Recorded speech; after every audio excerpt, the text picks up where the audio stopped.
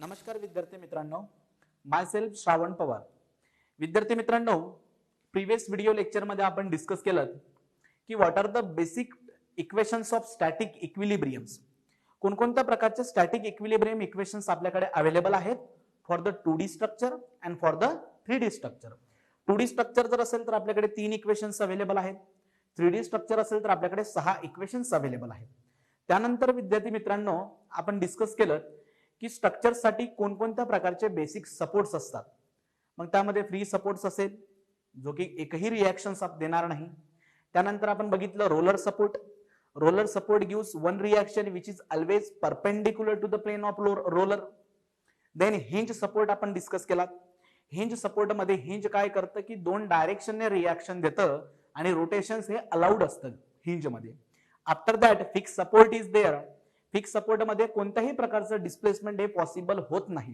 Horizontal displacement होत नाही, vertical displacement होत नाही आणि रोटेशन सुद्धा होत नाही. म्हणजे तिथं 3 प्रकारच्या रिएक्शन ज्या असतात ह्या अवेलेबल असतात. ठीक आहे. त्यानंतर आपण बघितलं की व्हर्टिकल शियर हिंज सपोर्ट, ज्याला आपण guided roller in vertical plane म्हणतो. सो हा दिसायला तर बऱ्यापैकी मुलं कन्फ्यूज होतात की ते त्याला रोलर सपोर्ट समजतात, पण it is not a roller support. Actually तो फिक्स सपोर्ट आहे आणि त्या फिक्स सपोर्ट मध्ये व्हर्टिकली आपण बेरिंग्स, बॉल बेरिंग्स अवेलेबल करून दिले आहेत. त्यामध्ये 2 रिएक्शन्स असतात. Then horizontal shear hinge support, त्यामध्ये पण 2 रिएक्शन कंपाऊंड असतात. जर हा हॉरिझॉन्टल शियर हिंज असेल तर व्हर्टिकल रिएक्शन असेल आणि एक असेल बेंडिंग मोमेंट. ठीक आहे. आणि लास्ट सपोर्ट आपण डिस्कस केला स्प्रिंग सपोर्ट.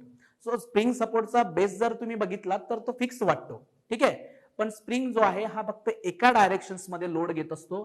त्यामुळे for the spring support there is only one reaction component which is along the spring. Vertical spring असेल तर व्हर्टिकल रिएक्शन कंपोनंट असेल, हॉरिझॉन्टल स्प्रिंग असेल तर हॉरिझॉन्टल रिएक्शन कंपोनंट असेल. त्यांचं सिम्बॉलिक रिप्रेझेंटेशन्स आपण बघितलं आणि रिएक्शन्स कंपोनंट पण आपण डिस्कस केल्यात प्रीवियस व्हिडिओ लेक्चर मध्ये.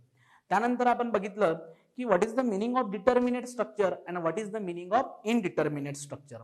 डिटर्मिनेट स्ट्रक्चर म्हणजे असे स्ट्रक्चर की त्यामध्ये जे असणारे अननोन्स आहेत, मग ते सपोर्ट रिएक्शन्स कडून येणारे अननोन असू द्यात किंवा इंटरनल फोर्सेस जे पण अननोन आहेत.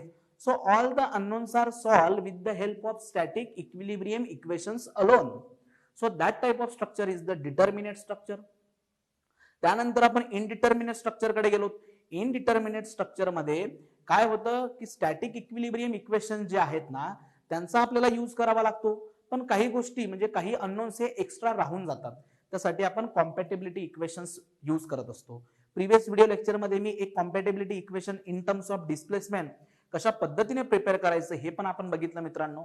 सो खास करून आजचा जो व्हिडिओ आहे आपला, हा व्हिडिओ जो आहे यामध्ये आपण डिग्री ऑफ स्टॅटिक इनडिटर्मिनन्सी म्हणजे एखाद्या इनडिटर्मिनेट स्ट्रक्चर मध्ये किती अननोन्स हे एक्स्ट्रा आहेत ते आपण बघणार आहोत आणि ते कसे कॅल्क्युलेट करायचे आहेत हे आपण बघणार आहोत. आयोग ह्या टॉपिकवर नेहमी क्वेश्चन्स हे विचारत असतं. बऱ्याचदा एक्झाम मध्ये 2 क्वेश्चन्स असतात. एखादा क्वेश्चन थिअरॉटिकल असेल, एक न्यूमेरिकल्स असू शकतो, एक तुम्हाला स्ट्रक्चर दिलं जाईल आणि म्हटलं जाईल की what are the degree of static indeterminacy. याच्यासोबतच कायनॅमॅटिक इनडिटर्मिनन्सीचा पण क्वेश्चन्स विचारला जात असतो. सो बेसिकली आपण असं म्हणू शकतो की जर क्वेश्चन्स आले तर 1-2 क्वेश्चन्स या टॉपिकवरनं विचारले जातात. म्हणजे 4 मार्कांसाठी हा जो पार्ट आहे हा खूप इम्पॉर्टंट आहे. येथे तुमच्या लक्षात. सो स्ट्रक्चर इनडिटर्मिनेट आहे, पण किती डिग्रीने इनडिटर्मिनंट आहे, किती एक्स्ट्राचे अननोन्स आहेत ते फाइंड आउट करणं म्हणजे degree of static indeterminacy find out करणं. यालाच डिग्री ऑफ स्टॅटिक रिडंडन्सी पण म्हटलं जातं. Indeterminacy or redundancy. ठीक आहे. सो किती अननोन्स एक्स्ट्रा आहेत, किती रिडंडंट आहेत ते फाइंड आउट करणं म्हणजे काय करणं राजांनो, degree of static indeterminacy find out करणं. ठीक आहे. हे क्लिअर असेल. मग तो कशा पद्धतीने फाइंड आउट केला जातो ते आपण बघूया. सो त्यासाठी मी तुम्हाला एक बेसिक फॉर्म्युला देईल. त्या फॉर्म्युल्याचा व्यवस्थितपणे यूज करायचा आहे आणि मग कुठल्याही प्रकारचं स्ट्रक्चर असू द्या आपण याचा डिग्री ऑफ स्टॅटिक इनडिटर्मिनन्सी सहज फाइंड आउट करतो. ठीक आहे. मग आपण बघा त्याला कशा पद्धतीने फाइंड आउट करणार आहोत. So degree of static indeterminacy जो आहे तो अशा पद्धतीने आपण डिनोट करतो, ds, and this is equal to degree of external static indeterminacy plus degree of internal static indeterminacy minus force release. So हा एक बेसिक फॉर्म्युला जो आहे याचा आपण आता यूज करणार आहोत for the degree of static indeterminacy. ठीक आहे, एखाद्या स्ट्रक्चर मध्ये किती अननोन्स किंवा किती एक्स्ट्रा गोष्टी आहेत ज्या की इक्वेशन्स वापरून सुद्धा राहिलेल्या आहेत, त्यांच्यासाठी आपल्याला कॉम्पॅटिबिलिटी इक्वेशन्स बनवायचे आहेत, ते आपण फाइंड आउट करतो in terms of degree of static indeterminacy. So that is equal to external degree of static indeterminacy plus internal degree of static indeterminacy minus some force releases. काही वेळेला स्ट्रक्चर मध्ये force release साठी internal pin असतो, internal hinge असतो, horizontal hinge, vertical shear hinge असतो, ते आपण बघूया. पण लक्षात घ्या, आता हा एक्सटर्नल इनडिटर्मिनन्सी जी आलेली असते स्ट्रक्चर मध्ये ती कशामुळे आलेली असते? एक्सटर्नल इनडिटर्मिनन्सी जी असते बघा, ही एक्सटर्नल इनडिटर्मिनन्सी राजांनो ही आलेली असते सपोर्ट रिएक्शन मुळे. कशामुळे आलेली असते? Support reaction. सपोर्ट रिएक्शन्स मुळे ही स्टॅटिक इनडिटर्मिनन्सी आलेली असते. That is the external static indeterminacy. ठीक आहे, एक्सटर्नल स्टॅटिक इनडिटर्मिनन्सी कशामुळे आलेली असते? सपोर्ट रिएक्शन मुळे. म्हणजे कशा पद्धतीने आपण ते बघूया. सपोज माझ्याकडे लक्ष द्या, हा अशा पद्धतीचा एक बीम आहे जो की फिक्स बीम आहे. ठीक आहे, हा फिक्स बीम आहे आणि मला या फिक्स बीम मध्ये बघा, फिक्स बीम असेल तर एक व्हर्टिकल रिएक्शन असणार, एक रिएक्शन हॉरिझॉन्टल असेल आणि एक मोमेंट असेल, बेंडिंग मोमेंट. सो तीन रिएक्शन जे आहेत त्या लेफ्ट सपोर्टला आहेत. So these are the three unknowns. Then horizontal reaction, vertical reaction, and this is again a bending moment, and three reaction at the right support. So fixed beam मध्ये total number of support reaction किती आल्यात? Total reactions आल्यात माझ्या 6. So total reactions from support is equal to 6. आणि ह्या ज्या reaction आहेत राजांनो, ह्या कशा आहेत रे? अननोन्स आहेत. These are what's? अननोन्स. ठीक आहे, आणि आपल्याकडे नोन काय आहे? आपल्याला नोन आहे इक्विलिब्रियम इक्वेशन्स आपल्याला नोन आहे. सो बघा, available equilibrium equations, equilibrium equations किती आहेत? स्ट्रक्चर जे आहे हे प्लेनर स्ट्रक्चर आहे. सो आपल्याकडे तीन equations of static equilibrium available आहेत, जे की काय आहेत? नोन आहेत. ठीक आहे, जे काय आहेत? नोन आहेत. मग कशा पद्धतीने आपण इनडिटर्मिनन्सी फाइंड आउट करू शकतो? So it is an indeterminacy due to reaction, ज्याला आपण काय म्हणतो? Static external indeterminacy. ठीक आहे, degree of static external indeterminacy जी फक्त रिएक्शन्स मुळे आलेली असते, सपोर्ट रिएक्शन मुळे. आणि ती कशा पद्धतीने आपण फाइंड आउट करणार आहोत राजांनो? लक्ष द्या. टोटल नंबर ऑफ रिएक्शन, जे मी स्मॉल आर ने डिनोट करतोय, मायनस अवेलेबल इक्विलिब्रियम इक्वेशन्स. ठीक आहे, किंवा आपण याला कॅपिटल आर ने पण डिनोट करता येईल. बघा लक्ष द्या, R minus E. This is what total number of support reactions minus available equilibrium equations. मग मला सांगा, total number of support reactions किती आहेत? इथं 6 मायनस अवेलेबल इक्विलिब्रियम इक्वेशन्स किती आहेत? 3. So what is the value? 3. So हा जो 3 आहे हा काय भेटला राजांना आपल्याला? So it is degree of static external indeterminacy. म्हणजे 6 सपोर्ट रिएक्शन्स आहेत, पण 3 रिएक्शन्स मी इक्विलिब्रियम इक्वेशनचा वापर करून सॉल्व्ह करू शकतो. पण ज्या राहिलेल्या 3 आहेत, ज्या एक्स्ट्रा आहेत, त्यांना म्हटलं जातं डिग्री ऑफ स्टॅटिक इनडिटर्मिनन्सी. ठीक आहे, आणि it is an external indeterminacy, म्हणून इथे मी ई लावलाय. आणि कशामुळे येते external indeterminacy? Due to the support reaction. ठीक आहे, म्हणजे हे तुमच्या लक्षात आलं असेल. So it is the externally indeterminate structure of degree equal to 3. Externally indeterminate structure आहे, डिग्री इक्वल टू किती? 3. नंतर आपण पुढच्या टर्म्स बघू, पण आधी एक्सटर्नल व्यवस्थित समजून घेऊ. नंतर राजांनो बघा, आणखी आपण एक एक्झाम्पल घेऊया. Suppose this is a prop cantilever. बोला. सो प्रॉप कॅन्टिलिव्हर मध्ये किती रिएक्शन्स आहेत रे? It is an fix support, horizontal, vertical, and this is what? It is a bending moment. And this is the one vertical reaction, आणखी ही एक reactions आहे. So या 3 reactions आणि ही एक reaction. So total number of reactions that is equal to 4. ठीक आहे, and available equilibrium equations for the planar structure is equal to 3. Then what is the degree of static external indeterminacy? Because these indeterminacy due to the support reaction. त्यामुळे त्याला काय म्हटलं जातं? External static indeterminacy, and that is r minus e 4 minus 3 is equal to 1.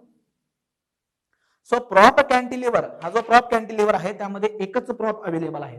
जेवढे props असतात तेवढा त्याचा degree of static external indeterminacy असतो.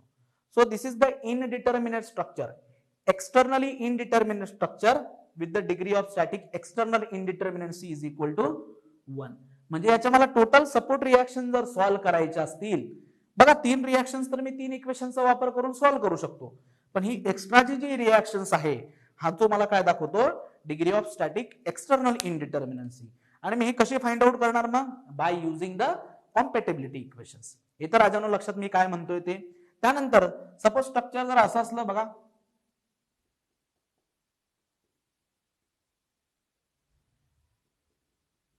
ठीक आहे. Now what is the degree of external static indeterminacy. So हा जो सपोर्ट आहे this is an hinge support. So vertical reaction, दुसरी रिएक्शन हॉरिझॉन्टल. सो 2 रिएक्शन्स आले हिंज सपोर्टला. ही जी रिएक्शन आहे ही कोणती असणार, व्हर्टिकल रिएक्शन.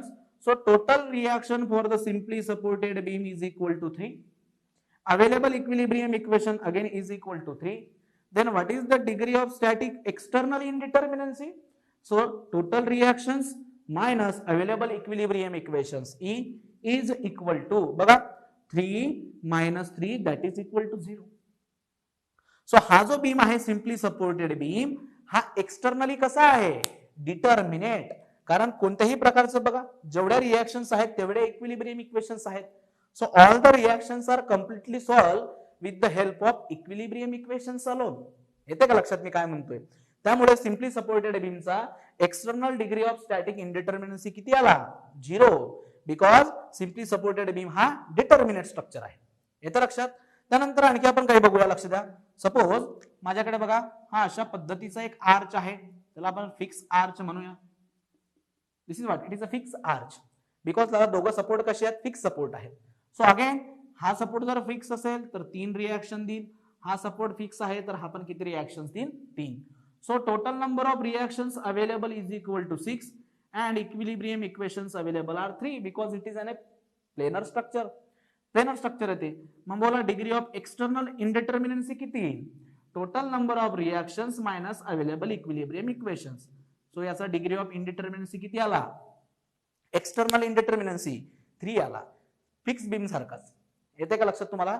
सो अशा पद्धतीने आपण काय करत असतो की एक्सटर्नल स्टॅटिक इनडिटर्मिनन्सी आपण फाइंड आउट करतो, जी कशामुळे आलेली असते, due to the support reaction. Due to the support reaction. येते लक्षात तुम्हाला. कॅन्टिलिव्हरची काय असेल रे, कॅन्टिलिव्हरची if the beam is cantilever beam, हा काय आला कॅन्टिलिव्हर बीम. बोला किती सपोर्ट रिएक्शन्स असणार ह्या फिक्स एंडला, 3. हा एंड कोणता आहे, फ्री आहे. मग इथं रिएक्शन्स असेल का, 0. येते लक्षात. So total number of reactions for the cantilever beam is equal to 3. Available equilibrium equations for the planar structure is equal to 3. Then degree of external static indeterminacy, मी प्रत्येक वेळेला एक्सटर्नल वर्ड यूज करतोय because मी support reactions use करतोय. ठीक आहे.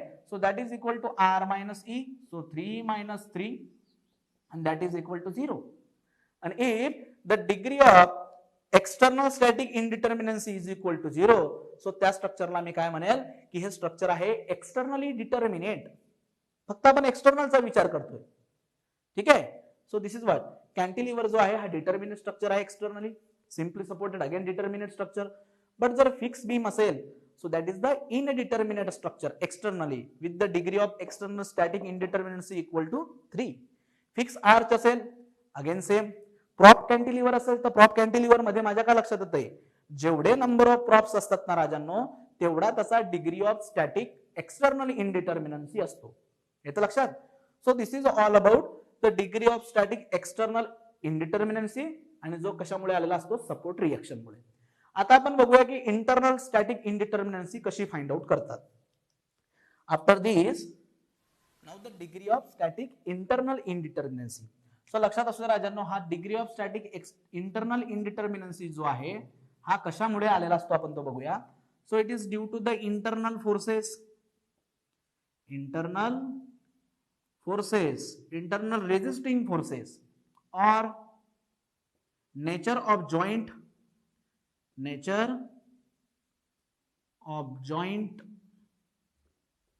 and configuration of structure. ठीक आहे. सो इंटरनल स्टॅटिक इनडिटर्मिनन्सी बघूया आता आपण की ती कशामुळे आलेली असते, due to the internal forces. मी बघा आधीच्या व्हिडिओ लेक्चरमध्ये पण डिस्कस केलं की स्ट्रक्चर काय असणार, जेव्हा इंटरनल फोर्सेस डेव्हलप होतील त्याला आपण स्ट्रक्चर म्हणतो, otherwise it is an mechanism, त्याला काय म्हणतो आपण, मेकॅनिझम म्हणत असतो. येतं लक्षात. मग जे इंटरनल फोर्सेस असतात त्यांच्यामुळे जी इनडिटर्मिनन्सी असते राजांनो, त्याला म्हटलं जातं इंटरनल स्टॅटिक इनडिटर्मिनन्सी. आणि ते कशामुळे येते, आणखी नंबर ऑफ जॉईंट्स और कॉन्फिगरेशन ऑफ द स्ट्रक्चर. ठीक आहे, म्हणजे जॉईंट्स मुळे पण, लक्ष द्या, जॉईंट्स मुळे पण येते ती. कशामुळे येते, जॉईंट्स मुळे. मग राजांना आपल्याकडे कोणत्या प्रकारचे जॉईंट्स आहेत रे अवेलेबल, लक्षात असू द्या बघा. सो नाव आपल्याकडे जॉईंट कोणकोणते बघा. सपोज स्ट्रक्चर जर असेल 2D स्ट्रक्चर, 2D और प्लेन स्ट्रक्चर,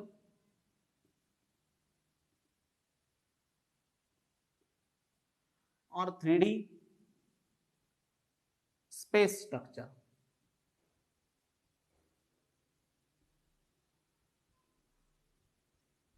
ठीक आहे. सो जॉईंट्स कोणकोणते अवेलेबल आहेत आपल्याकडे. 2D मध्ये बघा, 2D मध्ये पिन जॉईंट असू शकतो, pin joint in 2D, and same pin joint जो आहे 3D मध्ये पण असू शकतो, if the structure is 3D pin joints. ठीक आहे. Then rigid joint in the 2D and rigid joint in the 3D. ठीक आहे, हे लक्षात असू द्या. सो 2D पिन जॉईंट जो आहे हा 2D मध्ये पण असू शकतो, प्लेन स्ट्रक्चर साठी पण, आणि स्पेस स्ट्रक्चर साठी पण असू शकतो. Rigid joint same plane structure मध्ये पण असेल, if the structure is in plane, so that type there is a plane rigid joint आणि स्पेस रिजिड जॉईंट. सो यांच्यामुळे आलेली ही जी इनडिटर्मिनन्सी असते, that is the degree of static internal indeterminacy. मग ती कशा पद्धतीने फाइंड आउट करायची, मग लक्ष द्या. त्यासाठी मी तुम्हाला काही बेसिक्स फॉर्म्युले देतो आणि आपण त्यांचा यूज करणार आहोत. ठीक आहे. मग ती कशा पद्धतीने फाइंड आउट करणार. जर बीम असेल राजांनो, beam, if there is a beam, beam काय असणार बघा, लक्ष द्या. सो हा जो बीम आहे, it is an element of the structure which resists the transverse loading. जी लोडिंग लॉंगिट्युडिनल ऍक्सिसला परपेंडिक्युलर असते त्याला हा रेजिस्ट करायचं काम करतो बीम.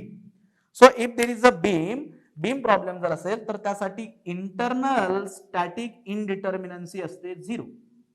ठीक आहे. इंटरनल स्टॅटिक इनडिटर्मिनन्सी कशी असते, 0 फॉर बीम. आता काही मुलं असतील म्हणतील की सर हा 0 कसा, लक्ष द्या.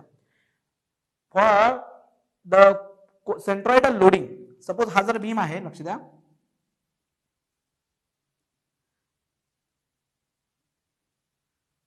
आणि हा सेंट्रॉइडल ऍक्सिस आहे, जी पण लोडिंग आहे ती आपण सेंट्रॉइडल लोडिंग कन्सिडर करतो. म्हणजे काय, एक्सटर्नली येणारा लोड जो आहे तो सेंट्रॉइडल ऍक्सिस मधनं पास होतोय असं आपण कन्सिडर करतोय. So our loading is what, it is an centroidal loading. ठीक आहे. सो सेंट्रॉइडल लोडिंग जर असेल तर त्यावेळेला इंटरनल फोर्सेस किती असणार राजांनो आपल्याकडे, axial force, shear force and bending moment. So these are the 3 internal forces. ठीक आहे. सो 3 इंटरनल फोर्सेस आहेत. अवेलेबल इक्विलिब्रियम इक्वेशन्स किती आहेत, अगेन 3. सो त्या 3 इक्वेशनचा वापर करून मी काय करू शकतो, हे 3 internal forces me find out करू शकतो. ठीक आहे. पण सपोर्ट रिएक्शन मात्र तुमच्या फाइंड आउट झाल्या पाहिजे. सो इंटरनली जर विचार करायचा म्हटला बीम साठी, so for the centroidal loading these are the 3 internal reactions, axial force, shear force and bending moment. And available equilibrium equations are again 3. So हे तिघ जे आहेत त्या तिघांचा वापर करून सॉल्व्ह करता येतात. त्यामुळे इंटरनली कोणत्याही प्रकारची इनडिटर्मिनन्सी नसते बीम मध्ये. म्हणून if the problem is related to the beam, so internal static indeterminacy is equal to 0. Then if the problem is related to rigid jointed frame, rigid jointed frame ज्याला म्हटलं जातं पोर्टल फ्रेम, पोर्टल फ्रेम और building frame. आपली जी building frame आहे ज्यामध्ये columns, beams हे जे आहेत त्यांचे रेनफोर्समेंट एकमेकांमध्ये आल्यानंतर आपण काय करतो की वरतून कॉन्क्रीट पोर करत असतो. So that type of rigid joint, rigid jointed frame और पोर्टल फ्रेम. सो या केसमध्ये लक्षात असू द्या, डिग्री ऑफ एक्सटर्नल इनडिटर्मिनन्सी कशा पद्धतीने फाइंड आउट करायची. So that is equal to 3 types of C और 6 टाइम ऑफ सी. ठीक आहे. So this is the formula to calculate the degree of internal static indeterminacy for the rigid jointed frame. ठीक आहे. आता लक्षात असू द्या, हा 3C कधी वापरायचा आपल्याला, if the this portal frame is in plane, जर प्लेन फ्रेम असेल तर 3C आपण यूज करणार आहोत. ठीक आहे. आणि जर फ्रेम तुमची स्पेस मध्ये असेल, स्पेस फ्रेम असेल, तर त्या केसेस मध्ये आपण काय यूज करणार आहोत राजांनो, स्पेस फ्रेम साठी आपण यूज करणार आहोत 6C. ठीक आहे. नाउ द क्वेश्चन इज की sir what is the meaning of this C. लक्ष द्या. सो C म्हणजे काय, हा जो C आहे, what is the meaning of this C. So this C is what, it is number of cuts required in close frame to make it as simple cantilever. ठीक आहे. किंवा तुम्ही सिंपली काय म्हणू शकतात, नंबर ऑफ बॉक्सेस. बघू आपण एका एक्झाम्पलच्या मदतीने, हे खूप सिंपल होऊन जाईल तुमच्यासाठी. लक्ष द्या. सपोज राजांनो बघा, या अशा पद्धतीच्या आपल्याकडे एक पोर्टल फ्रेम आहे, ही एक पोर्टल फ्रेम आहे. ठीक आहे. ही पोर्टल फ्रेम आहे आणि मला काय फाइंड आउट करायचं आहे रे, internal degree of static indeterminacy. So it is an a plane structure. लक्षात असू द्या ते स्ट्रक्चर कसं आहे, प्लेन आहे का स्पेस आहे, आधी समजून घ्यायचं. जर ते स्ट्रक्चर प्लेन असेल, so for the plane structure 3 times of number of cuts required to convert this into what, simple cantilever. किंवा नंबर ऑफ बॉक्सेस पण तुम्ही म्हणू शकता. आता बघा ह्या स्ट्रक्चरला राजांनो, जर मी एक कट दिला, अशा पद्धतीचा जर मी कट दिला, तर काय होईल त्याच्याने बघा, लक्ष द्या. सो इथं कॅन्टिलिव्हर्स तयार होतील. लक्ष द्या. बघा, हा झाला फिक्स, हा झाला कॅन्टिलिव्हर एक, हा झाला फिक्स, हा झाला कॅन्टिलिव्हर. ठीक आहे. आता पूर्ण याचा जर विचार करायचं म्हटलं तुम्ही, बघा हा पूर्ण विचार जर करायचा म्हटला तर हा एक ओपन ट्री स्ट्रक्चर तयार होईल. ठीक आहे. That is the open tree structure. ते कॅन्टिलिव्हर मध्ये कन्वर्ट झाला आणि cantilever is the determinate structure. येते का लक्षात, एक्सटर्नली इंटरनली.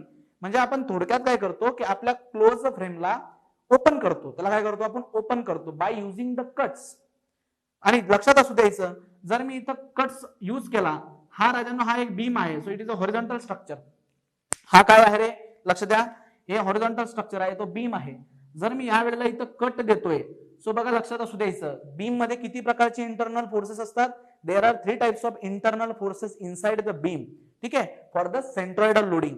मग ज्या वेळेला मी इथं कट देतोय त्यावेळेला काय होईल, त्यांचा इक्विलिब्रियम जो आहे तो डिस्टर्ब होईल आणि इथं यांच्यात असणारे फोर्सेस जे आहेत ते ऍक्टिव्ह होतील. मग किती प्रकारच्या फोर्सेस आहेत आपल्या बीम मध्ये बघा, एक फोर्स जो आहे तो हॉरिझॉन्टल डायरेक्शन मध्ये, that is the axial one. एक फोर्स जो आहे तो व्हर्टिकल डायरेक्शन मध्ये, दॅट इज द शियर. आणि हा जो फोर्स आहे याला आपण काय म्हणतो, that is the bending movement.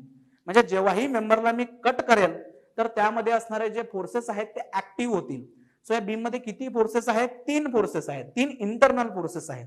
So जेव्हा मी एक कट देतोय तेव्हा ते तिघत इंटरनल फोर्सेस माझे ऍक्टिव्ह होत आहेत. येते का लक्षात. म्हणजे मी जेवढे नंबर ऑफ कट देईल तेवढे नंबर इंटू 3, बघा, कट्स इंटू 3 फोर्सेस. आता जर हा प्रॉब्लेम स्पेस मध्ये राहिला तर स्पेस मध्ये किती फोर्सेस तयार होतील, तिथं 6 फोर्सेस ऍक्टिव्ह होतील. एक्स डायरेक्शन मध्ये, वाय डायरेक्शन मध्ये, झेड डायरेक्शन मध्ये. Moment about x, moment about Y, moment about Z. 3 bending moment आणि 3 फोर्सेस, म्हणजे असे 6 फोर्सेस ऍक्ट होतील फॉर 1 कट. येते का लक्षात तुम्हाला. आणि हे जे आहेत ते अननोन आहेत. समजतंय. एक कट दिल्यानंतर जे 3 फोर्सेस ऍक्टिव्ह होत आहेत, दीज आर द अननोन्स. म्हणून for the plane frame 3 times of cuts, for the space frame 6 time of cut. हे इंटरनल फोर्सेस आपल्याला दाखवत असतात. येतं राजांनो लक्षात. मग मला सांगा, सिंपली तुम्ही कट्स म्हणू शकतात किंवा ह्या सी ला बॉक्सेस पण म्हणू शकतात. म्हणजे लक्ष द्या, आता ह्या स्ट्रक्चर मध्ये बघा, for this structure what happens, there are only 1 box is there. बघा, एकच बॉक्स आहे. ठीक आहे. सो मग आपण काय म्हणू शकतो की इंटरनल स्टॅटिक इनडिटर्मिनन्सी किती आली, 3 टाइम ऑफ 1 कट म्हणा किंवा 3 टाइम्स ऑफ बॉक्सेस म्हणा. So what is the answer. So this is the internal indeterminacy for this structure. येते का लक्षात तुम्हाला. आणखी आपण एक एक्झाम्पल घेऊ. लक्ष द्या बघा, सपोज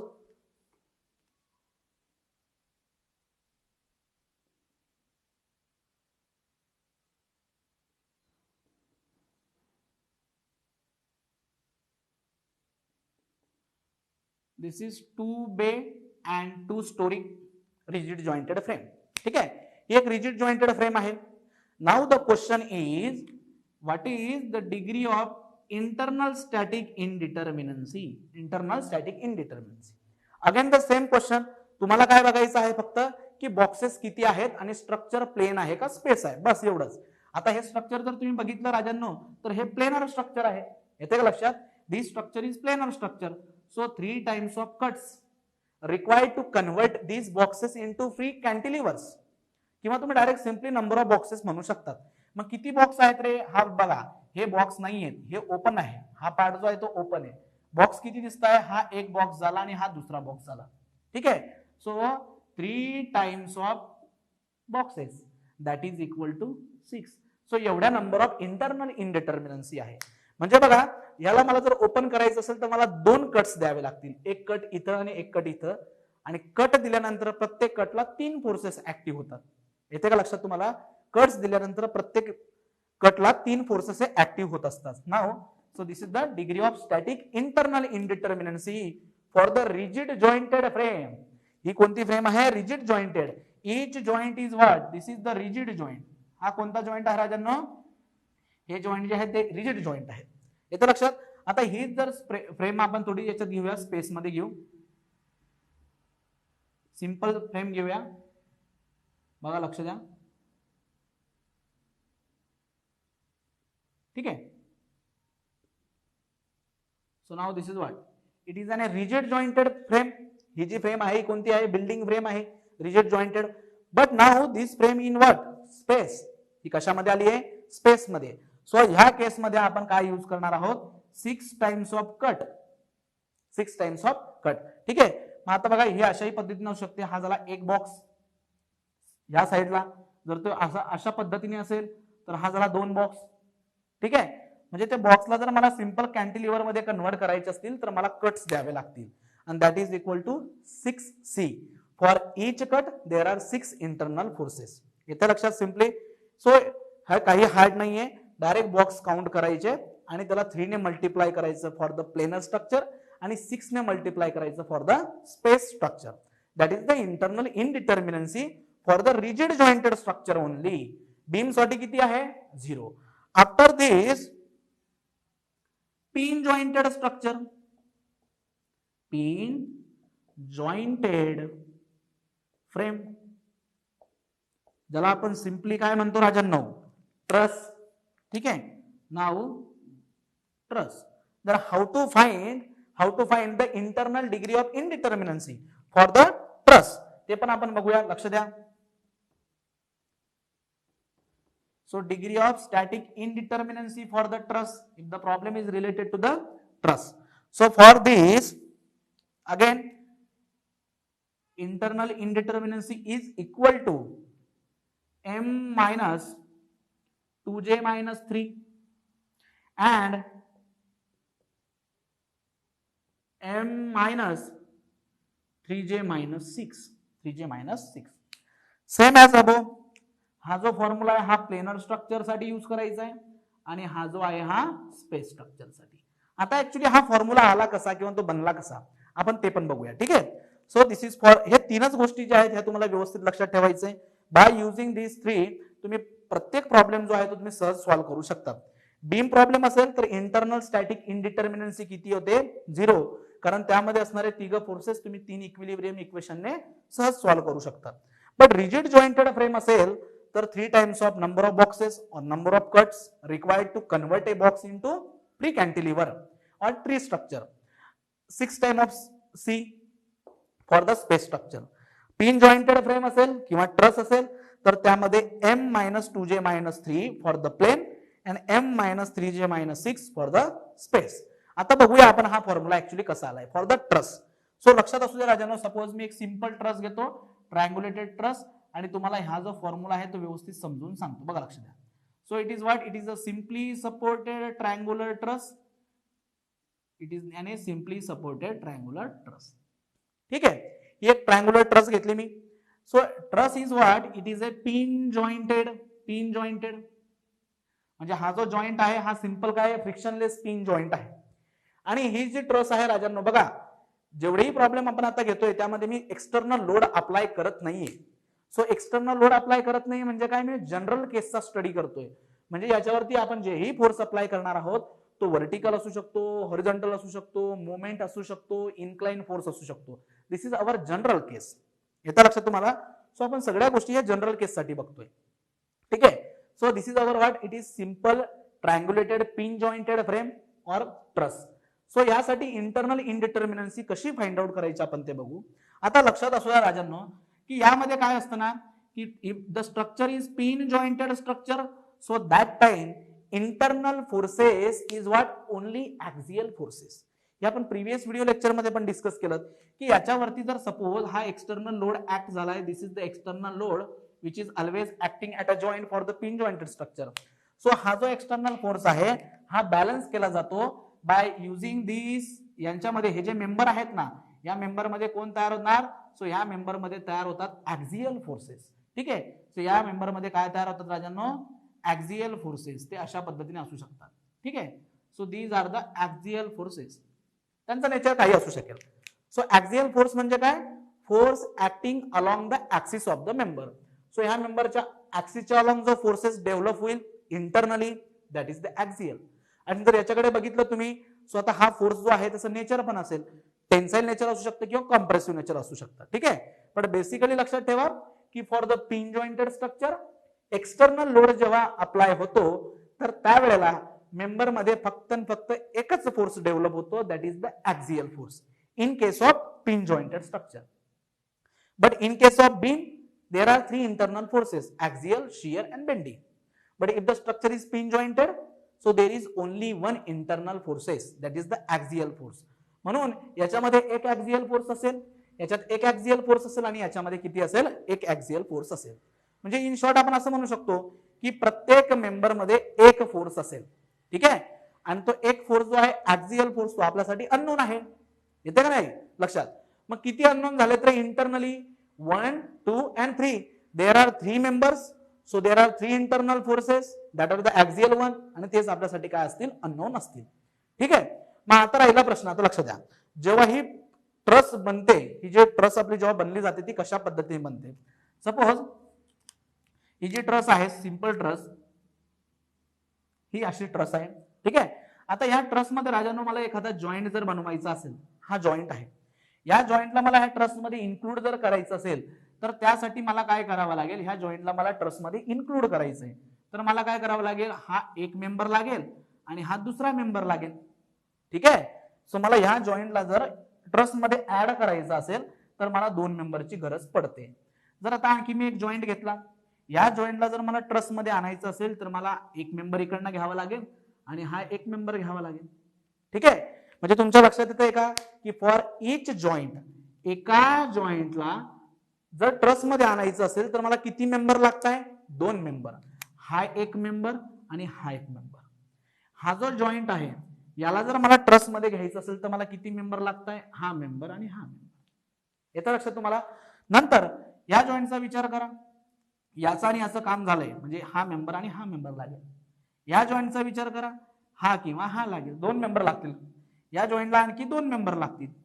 ठीक आहे. म्हणजे आपण डायरेक्ट काय म्हणू शकतो की मेंबर किती आहेत रे, टोटल मेंबर किती आहेत, किती मेंबर्स लागतील, एका जॉईंटला ऍड करण्यासाठी मला 2 मेंबर लागतात. किती मेंबर लागताय, 2. पण जर तुम्ही व्यवस्थित लक्ष दिलं तर काय लक्षात येईल तुम्हाला की 3 मेंबर असे आहेत, हा एक मेंबर, हा 2 मेंबर आणि हा 3 मेंबर. हे 3 मेंबर रिपीट झालेत. हे 3 मेंबर कसे झालेत, रिपीट झालेत. म्हणजे या 2J मधून मी काय करू शकतो राजांनो, 3 मायनस करता येईल मला. म्हणजे लक्षात असू द्या, आता जेवढे जॉईंट्स असतील त्या जॉईंट्सला मल्टिप्लाय करायचं 2 ने आणि त्याच्यातनं मायनस करायचा 3. तेवढे मेंबर्स रिक्वायर्ड असतात आपल्याला. मग आता ह्या एक्झाम्पल मध्ये 1, 2, 3, 4 and 5. So there are 5 joints. किती जॉईंट्स आहेत, 5 जॉईंट्स. सो या 5 जॉईंट पासून जर मला परफेक्ट ट्रस बनवायची असेल तर 5 जॉईंट आहेच ना, तर 5 दुने 10, बरोबर. बरोबर. हे झालं 10 - 3 म्हणजे मला 7 मेंबरची गरज लागेल. आणि मग मेंबर किती चेक करा, 1 2 3 4 5 6 7. So this is what, it is the perfect truss. This is than a perfect truss. येते का लक्षात तुम्हाला? सो ही जी ट्रस आहे, ही ट्रस कशी झाली, परफेक्ट ट्रस झाली. पण आता सपोज जर मी अशा पद्धतीचं एक ट्रस घेतो, ठीक आहे, आणि ही ट्रस अशी आहे. लक्ष द्या आता. बोला राजानो, किती जॉईंट्स आहेत रे? हा एक जॉईंट, हा दुसरा जॉईंट, हा तिसरा जॉईंट आणि हा चौथा joint. So there are 4 joints. मग किती मेंबर रिक्वायर्ड आहेत? लक्ष द्या. 4 जॉईंट ना, मग 4 दुने 8, 8 - 3 म्हणजे आपल्याला किती मेंबर पाहिजेत? 5 मेंबर पाहिजेत फॉर द परफेक्ट ट्रस. येते का लक्षात तुम्हाला? 5 मेंबर. पण जर तुम्ही मेंबर काउंट केलेत 1 2 3 4, हा डायगोनल एलिमेंट जो आहे तो 5 आणि हा जो डायगोनल आहे तो किती आहे? 6. म्हणजे मेंबर किती झालेत आपल्याकडे? 6 मेंबर झालेत. किती? 6. रिक्वायर्ड किती आहेत? बघा रिक्वायर्ड किती आहेत? जॉईंट आहेत 4, 1 2 3 4 -3. So 8 - 3 is equal to 5. आपल्याला रिक्वायरमेंट आहे 5 मेंबरची. जर 5 मेंबर ट्रस्ट मध्ये असले तर ट्रस्ट जी आहे ती डिटर्मिनेट होईल, ती परफेक्ट होईल. पण मी किती प्रोव्हाइड केलेत? 6 प्रोव्हाइड केले. म्हणजे मी एक मेंबर एक्स्ट्रा प्रोव्हाइड केलाय. मग मला सांगा, जर एक मेंबर आपण एक्स्ट्रा प्रोव्हाइड केला तर प्रत्येक मेंबर मध्ये काय असतो? एक ऍक्सियल फोर्स असतो, हे तुम्हाला माहिती आहे. आणि ऍक्सियल फोर्स आपला अननोन असतो. म्हणजे ज्या वेळेला राजांनो मी एक फोर्स, एक मेंबर जर मी वाढवत असेल एक्स्ट्राचा, तर मी त्याच्यासोबत एक ऍक्सियल फोर्स एक्स्ट्रा घेऊन येतोय आणि त्या एक्स्ट्राला म्हटलं जातं इनडिटर्मिनन्सी. ठीक आहे. मग मी फक्त काय करतो, याची एक अरेंजमेंट करतोय की हा जो एम आहे, लक्ष द्या, हा जो एम आहे, एम मायनस ही टर्म मी इकडे घेऊन येतो 2j - 3 आणि याच्यापासून जो भेटेल तो काय भेटेल मला? Internal degree of static indeterminacy. म्हणजे ट्रस्ट मध्ये जेवढे मेंबर असतील, लक्ष द्या, हे ट्रस्ट मध्ये असणारे member, provided member, this is the required member. किती मेंबर लागताय, तुम्ही प्रोव्हाइड किती केले त्याच्यानुसार त्याचा इंटरनल इनडिटर्मिनन्सी कळतो. 3 मेंबर लागताय, तुम्ही 3च प्रोव्हाइड केलेत, जास्तीची गरजच नाही, तो झाला डिटर्मिनेट. पण लक्ष द्या, मेंबर लागताय 3 आणि तुम्ही प्रोव्हाइड केलेत 5. मग त्या केसमध्ये 5 - 3 म्हणजे डिग्री ऑफ स्टॅटिक इंटरनल इनडिटर्मिनन्सी किती येईल? 2. म्हणजे 2 मेंबर आपण एक्स्ट्रा प्रोव्हाइड केलेत ना, म्हणजे 2 अननोन्स आपले जास्तीचे वाढलेत. येते का लक्षात? हा अशा पद्धतीने हा फॉर्म्युला आलेला असतो. ठीक आहे. So m - 2j - 3 for the plane structure and m - 3j - 6 for the space structure. Space structure मध्ये एका जॉईंटला जर तुम्हाला आणायचं असेल तर आपल्याला 3 मेंबर लागतात, एक along x, along Y, along Z. हे तर राजांना लक्षात. आणि त्या केसमध्ये 6 मेंबर हे रिपीट होतात. जसे इथे 3 मेंबर रिपीट झालेत ना, तिथं 6 मेंबर रिपीट होतात, ते आपण मायनस करतो. सो बेसिकली हे जे 2 फॉर्म्युले आहेत हे आपल्याला यूज करायचे फॉर द ट्रस. हे 2 आपल्याला रिजिड जॉइंटेड फ्रेम आणि हा फॉर्म्युला आपल्याला यूज करायचा आहे for the beam to find out the degree of internal static indeterminacy. आणि ती कशामुळे आलेली असते? Due to the internal forces in the structure और ड्यू टू द जॉइंट्स. काही जॉइंट स्पिन जॉइंट आहेत, काही जॉइंट रिजिड जॉइंट आहेत, और due to the configuration of the structure. येतं लक्षात तुम्हाला? हे तर सोपं आहे, external indeterminacy, because it is due to the support reaction. आणि इंटरनल पण सोपं आहे, सिंपल फॉर्म्युले तुमच्या समोर लिहिले, पण त्यांचा मिनिंग काय, कशा पद्धतीने ते आले. जर तुम्ही बीम प्रॉब्लेम घेतला, रिजिड जॉइंटेड फ्रेम मध्ये एखाद्या बीमला किंवा कॉलमला कट करा, तिथे 3 फोर्सेस ऍक्टिव्ह होतात म्हणून हा 3 आला. स्पेस मध्ये 6 फोर्सेस ऍक्टिव्ह होतात म्हणून हा 6 आलाय. हा फॉर्म्युला आला कसा? कारण आपल्याला माहिती आहे this is the required number of members and this is the provided number of member. मग प्रोव्हाइडेड मधून जर रिक्वायर्ड मायनस केला तर तुम्हाला एक्स्ट्रा मेंबर कळतात आणि प्रत्येक एक्स्ट्रा मेंबर मध्ये एक इंटरनल फोर्सेस असतो जो आपल्याला डिग्री ऑफ इंटरनल इनडिटर्मिनन्सी देतो. एक्स्ट्रा म्हणजे इनडिटर्मिनन्सी, हे पक्क लक्षात ठेवायचं. येतं राजांनो लक्षात? So this is all about the static internal indeterminacy. ठीक आहे. हे झालं एक्सटर्नल, हे झालं internal. Now the time of force release. आता फोर्स रिलीज कशा पद्धतीचा असतो आपण तो बघूया.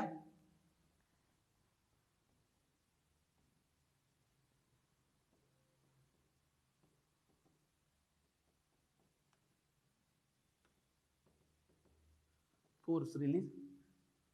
ठीक आहे, पण त्याच्या अगोदर फोर्स रिलीज समजून घेण्याच्या अगोदर आपण काही एक्झाम्पल घेऊयात जेणेकरून तुमची ही कन्सेप्ट आणखी क्लिअर होईल. ठीक आहे, आता आपण एक एक्झाम्पल घेऊ. लक्ष द्या इकडे बघा.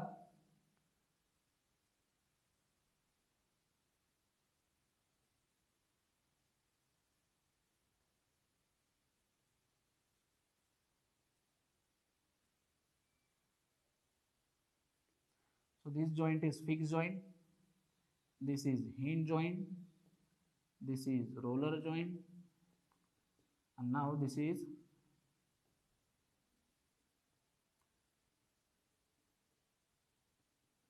horizontal shear hinge. ठीक है,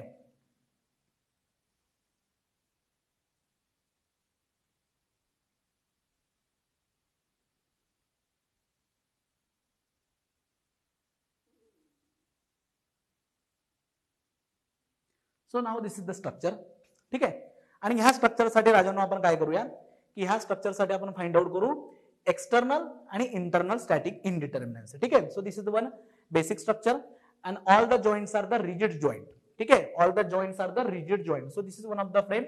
इथं मेन्शन हे इम्पॉर्टंट आहे की सगळे जॉइंट जे आहेत ते कसे आहेत आपले रिजिड जॉइंट.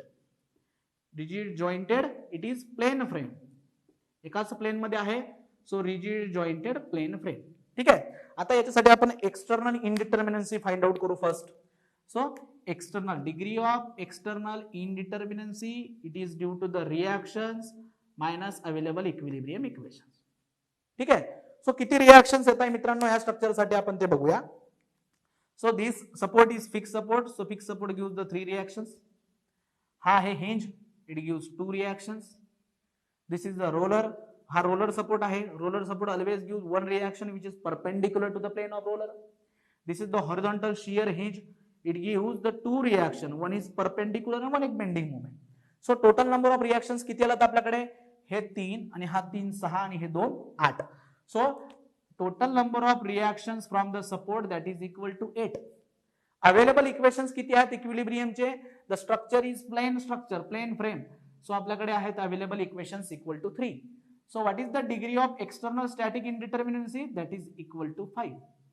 आला का लक्षात, हा आला external static indeterminacy. Now the question is की sir what is the internal static इनडिटर्मिनन्सी.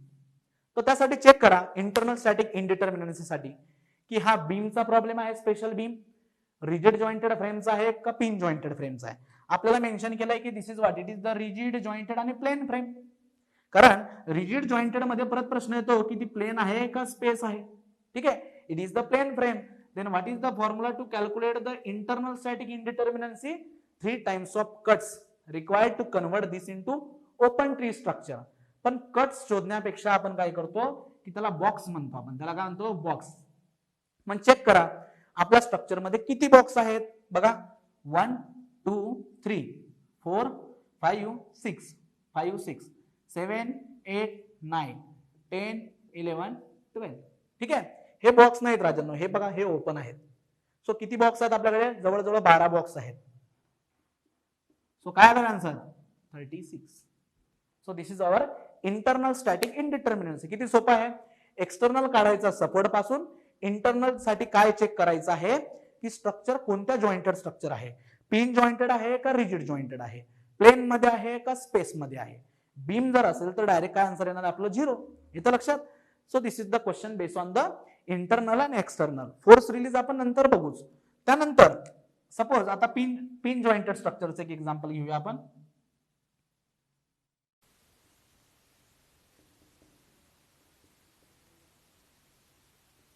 jointed truss, so it is the pin jointed frame or truss. आता यामध्ये लक्ष द्या,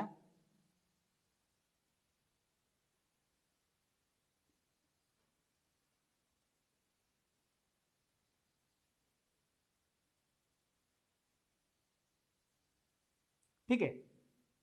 सो राजाने ही ट्रस आहे आणि ह्या ट्रस मध्ये आपल्याला अगेन काय फाइंड आउट करायचं आहे, degree of external indeterminacy. So ती कशी फाइंड आउट करणार आपण, degree of external indeterminacy again number of reactions minus available equilibrium equations. मग राजांनो रिएक्शंस किती आहेत रे आपल्याकडे, हा जॉइंट कोणता आहे, so this is our hinge joint. This is what, हा हिंज आहे तो 2 रिएक्शंस देईल. हा रोलर आहे तर हा एक रिएक्शन देईल. ठीक आहे. So total number of reactions किती आल्यात आपल्याकडे 2 + 1. सो अवेलेबल इक्विलिब्रियम इक्वेशन्स आहेत 3 आणि रिएक्शन्स किती येत आहे 3. सो काय आला आन्सर 0. सो याचा आन्सर आला 0 म्हणजे काय it is un determinate structure. हे स्ट्रक्चर कसं आहे डिटर्मिनेट बट एक्सटर्नली. ठीक आहे. आता आपण इंटरनली बघूया. सो इंटरनली आपल्यासाठी कशा पद्धतीने आपण बघू शकतो काय फॉर्म्युला आपल्याकडे all the this is what it is a truss and if it is a truss so it is the pin jointed structure or pin jointed frame. 2D मध्ये आहे का 3D मध्ये 2D मध्ये मग त्यासाठी फॉर्म्युला काय m - 2j - 3 हा formula आहे. ठीक आहे. m काय डिनोट करतो राजांनो मेंबर्स किती मेंबर्स आहेत. मग आता आपण मेंबर काउंट करूया. ठीक आहे. आधी व्हर्टिकल मग हॉरिझॉन्टल आणि मग इन्क्लाइन मेंबर आपण काउंट करू. आता व्हर्टिकल 1 2 3 4 5 हे झालेत व्हर्टिकल. आता हॉरिझॉन्टल 6 7 8 9 10 11 12 13. ठीक आहे. आता इन्क्लाइन 13 14 15 16 17 18 19. टोटल मेंबर किती आहेत 19 19 मायनस 2 टाइम जॉइंट बघा किती जॉइंट चेक करा बघा 1 2 3 4 5 6 7 8 9 10. किती जॉइंट्स अवेलेबल आहेत जॉइंट्स आहेत 10 - 3. मग आता काही विद्यार्थी आणखी कन्फ्युज होतात की सर हा जॉइंट आहे का. हा जॉइंट नाही राजांनो. जर तो जॉइंट राहिला असता तर आपण तिथे त्याला डॉटने दाखवलं असतं. हे सिम्पली दोन मेंबर जे आहेत ते असे एकमेकांवरती काय झालेत क्रॉस झाले आहेत. हा जॉइंट नाहीये. सो टोटल 10 जॉइंट आहेत. मग हे 10 20 झाले 20 मधून हा 3 मायनस करा म्हणजे 17. So 19 - 17 that is equal to 2. So this structure is internally indeterminate of degree equal to 2. So this is the formula to calculate the internal indeterminacy. आता आपण याला शॉर्टकट मध्ये पण काढू शकतो. लक्षात असू द्या हा फॉर्म्युला वापरायची गरज पण नाही पडणार तुम्हाला जर बेसिक अंडरस्टँडिंग असेल तर. काय प्रत्येक पॅनल हा एक रेक्टँगल आहे आणि रेक्टँगलला जर परफेक्ट व्हायचं असेल डिटर्मिनेट व्हायचं असेल इंटरनली तर त्याला एक डायगोनलची गरज असते. एक डायगोनल सफिशियंट आहे. ठीक आहे. कारण रेक्टँगल मध्ये जॉइंट्स किती असणार 1 2 3 4 4 जॉइंट्स असतील. सो जॉइंट जर 4 घेतले 4 दुने 8 - 3 म्हणजे 5 मेंबरची त्याला गरज असते. ऑलरेडी 4 भिंती झालेल्या असतात त्याच्या. एक डायगोनल असलं म्हणजे सफिशियंट होतं तो डिटर्मिनंट होऊन जातो. मग याच्यात एक डायगोनल आहे तो डिटर्मिनंट आहे. याच्यात एक डायगोनल आहे तो पण डिटर्मिनंट आहे. पण याच्यामध्ये 2 डायगोनल आहे. एक डायगोनल असला तर डिटर्मिनंट होतंय. तुम्ही 2 देताय म्हणजे काय तुम्ही एक एक्स्ट्राचा देताय आणि तो काय घेऊन येतो तुमच्यासोबत इंटरनल इनडिटर्मिनन्सी. मग याने एक आणली आणि याने एक आणली. सो दोघांनी काय केलं एक इनडिटर्मिनन्सी याची आणि एक इनडिटर्मिनन्सी याची. सो टोटल इनडिटर्मिनन्सी किती आली internally that is equal to 2. So direct तुम्ही हा फॉर्म्युला यूज करू शकतात किंवा बाय युजिंग बेसिक अंडरस्टँडिंग पण तुम्ही degree of internal indeterminacy find out करू शकता. येतं राजांनो लक्षात. So this is the rigid jointed problem. This is the pin jointed problem. Now consider one beam problem. Suppose there is one beam like this. This is fixed roller and here hinge. ठीक आहे. हा असा एक beam आहे. Now the question again same what is the external indeterminacy and what is the internal indeterminacy. So external indeterminacy कशी find out करतो आपण external is equal to number of reactions minus available equilibrium equations. हा rigid jointed frame pin jointed frame आणि हा बीमचा problem आहे. All the problems are what planar problem. So available equilibrium equations आहेत 3. Reactions बघू राजांनो. इतर रिएक्शन्स येतील 3 because it is the fix support. हा आहे roller so it gives only one reaction in the vertical direction आणि हा आहे hinge so it gives the 2 reactions. तो किती रिएक्शन देणार 2 रिएक्शन्स. सो टोटल रिएक्शन किती झाल्या 1 2 3 3 आणि 3 6. सो टोटल रिएक्शन्स आहेत 6 मायनस अवेलेबल इक्विलिब्रियम इक्वेशन्स आहेत 3. So what is the external indeterminacy that is equal to 3. So हा जो बीम आहे हा एक्सटर्नली कसा आहे इनडिटर्मिनेट आहे of degree equal to 3. What about the internal indeterminacy for the beam. So internal indeterminacy of the beam is equal to 0. Okay आलं का लक्षात तुम्हाला. सो बीम प्रॉब्लेम असेल राजांनो लक्षात असू द्या. Beam problem rigid jointed frame pin jointed frame. External indeterminacy कशी काढतो reaction minus available equilibrium equations. But internal जर काढत असाल बीम साठी नेहमी असणार 0. रिजिड जॉइंटेड प्लेन फ्रेम असेल तर 3 times of box. Rigid jointed space frame असेल तर 6 time of box. Pin jointed frame असेल प्लेन मध्ये तर number of members -2j -3. This formula gives the internal static indeterminacy. जर फ्रेम तुमची स्पेस मध्ये असेल तर m-3j -6. सो अशा पद्धतीने राजांना आपण एक्सटर्नल इनडिटर्मिनन्सी आणि इंटरनल इनडिटर्मिनन्सी फाइंड आउट करतो. मला आशा आहे की तुम्हाला ही जी कन्सेप्ट आहे ही व्यवस्थितपणे कळलेली असेल. यानंतर जो आहे फोर्स रिलीजचा प्रकार हा आपण नेक्स्ट व्हिडिओमध्ये डिटेल्स मध्ये बघूया की फोर्सेस कधी कधी रिलीज करता येतात आपल्याला. आणि ज्या वेळेला आपण या तिघांची अल्जेब्राइक सम घेतो त्यावेळेला मला total degree of static indeterminacy भेटत असतो. Total degree of static indeterminacy जो की ह्या तिघांची अल्जेब्राइक सम आहे. External from support reaction, internal due to the internal forces, joints and the configuration of the structure. ठीक आहे. त्यामुळे मी बीम साठी वेगळा आहे rigid jointed frame that is the portal frame in 2D in 3D. Pin jointed frame ज्याला आपण truss म्हणतो इन 2D इन 3D. हे फॉर्म्युले व्यवस्थित नोट डाऊन करा. आणि हे जे प्रॉब्लेम आहेत तिघांसाठीचा मी एक एक प्रॉब्लेम घेतलेला आहे ज्यावरनं बेसिकली तुम्हाला इंटरनल इनडिटर्मिनन्सी कशी काढतात आणि एक्सटर्नल कशी काढतात हे तुमच्या लक्षात आलं असेल. ठीक आहे. बघा स्ट्रक्चर एक्सटर्नली डिटर्मिनेट आहे का नाही, इंटरनली डिटर्मिनेट आहे का इनडिटर्मिनेट आहे हे कशावरनं कळतं यांच्या सेपरेट सेपरेट व्हॅल्यूवरनं. पण टोटल स्ट्रक्चर हे कसं आहे हे कधी कळेल तुम्हाला जेव्हा तुम्ही टोटल डिग्री ऑफ इनडिटर्मिनन्सी काढणार. त्यासाठी तुम्हाला फोर्स रिलीज पण समजणं गरजेचं आहे जो आपण डिटेल्स मध्ये नेक्स्ट व्हिडिओमध्ये घेऊया. या व्यवस्थित गोष्टी नोट डाऊन करा. ठीक आहे. काही बेसिक्स प्रॉब्लेम आणखी वेगवेगळ्या बुक्स मध्ये बघा, त्यांना सॉल्व्ह करायचा ट्राय करा. याच्यात काही अडचण असेल तर परत तुम्ही माझ्याशी संपर्क साधा. ती कन्सेप्ट आपण व्यवस्थितपणे क्लिअर करूया. ठीक आहे. त्यानंतरच आपण पुढे जाऊया. पुढच्या व्हिडिओमध्ये आपण भेटू. तोपर्यंत त्याला व्यवस्थितपणे तुम्ही रिवाइज करा. थँक्यू.